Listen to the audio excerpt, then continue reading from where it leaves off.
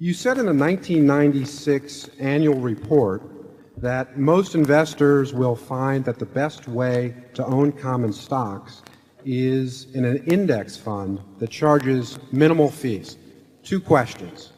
First, there are a lot of different index funds that hold different baskets of stocks.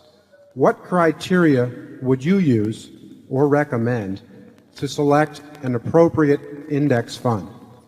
Second, the price-to-earnings ratio of the S&P 500 is significantly higher than its historical average. What benchmark should an investor use in purchasing this index? Yeah, I would say that in terms of the index fund, I would just take a very broad index. I would take the S&P 500 as long as I wasn't putting all my money in at one time. If I were going to put money into a index fund in relatively equal amounts over a 20 or 30-year period, I would pick a fund, and I know Vanguard has very low costs. I'm sure there are a whole bunch of others that do. I just haven't looked at the field. But I would be very careful about the costs involved because all they're doing for you is buying that index.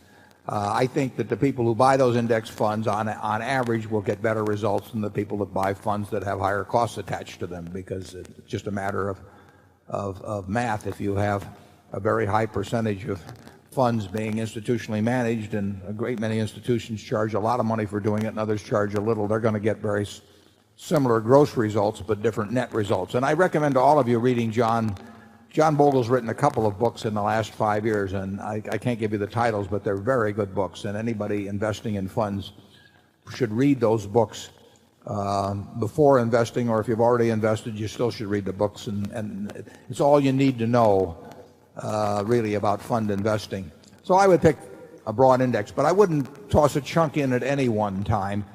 I would do it over a period of time, because the very nature of index funds is that you are saying, I think America's business is going to do reasonably well over a long period of time, but I don't know enough to pick the winners, and I don't know enough to pick the winning times. There's nothing wrong with that. I don't know enough to pick the winning times. Occasionally I think I know enough to pick a winner, but not very often. And I certainly can't pick winners by going down through the whole list and saying this is a winner and this isn't, and so on. So the important thing to do, if you have an overall feeling that business is a reasonable place to have your money over a long period of time, is to invest over a long period of time and not make any bet implicitly by putting a big chunk in at a given time. As to the criteria as to when you should or shouldn't, I don't think there are any great criteria on that. I don't think price-earnings ratio, determines things. I don't think price-book ratios, price-sales ratios. I don't think there's no single metric I can give you, or that anyone else can give you, in my view, that will tell you this is a great time to buy stocks or not to buy stocks or anything of the sort. It just isn't that easy. That's why you go to an index fund, and that's why you buy over a period of time. It isn't that easy. You can't get it by reading a magazine. You can't get it by watching television. You'd love to have something that said, if PEs are 12 or below or some number you buy, and if they're 25 or above you sell. It doesn't work that way. It's a more complex business than that. It couldn't be that easy when you think about it. So if you are buying an index fund, you are protecting yourself against the fact that you don't know the answers to those questions, but that you think you can do well over time without knowing the answers to those questions, as long as you consciously recognize that fact. And I would, if you're a young person and you intend to save a portion of your income over time, I just say pick out a very broad index, and I would probably use the S&P 500, because I think if you start getting beyond that, you starting to think you should be in small caps this time and large caps that time, or this foreign side. And as soon as you do that, you're in a game you don't know. You're not equipped to play in all candor. That would be my recommendation. Charlie? I think his second worry is that common stocks could become so high priced that if you bought index funds, you wouldn't expect to do very well. I didn't think I'd live long enough to think that was likely to happen, but now I think that may happen.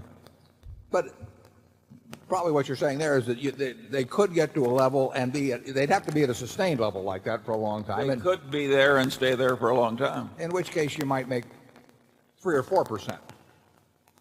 But would there be anything way better than that around under those circumstances anyway? And pass the peanut brittle, please. Well, in Japan, where something like this happened, the return from owning a nice index over the last 13 years or so is negative. Can something as horrible as that happen here? I mean, is it conceivable? I think the answer is yes. But the option in Japan, of course, is to have deposits in a bank or own Japanese bonds at somewhere between 0 and 1 or 1.5%. So if rates on everything get very low, which means stocks sell very high, then it just means that you live in a different world than existed 20 or 30 years ago when generally capital got paid better. I must say that we have very good packaging. Yeah.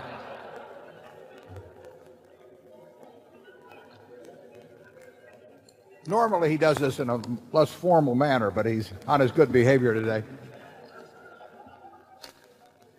We're protecting the integrity of the peanut brittle. That is true. The package, the nature of anything with butter in it, is it starts going downhill from the moment you make it, and therefore this packaging has to be extraordinary in order to meet the quality standards that Charlie and I insist on.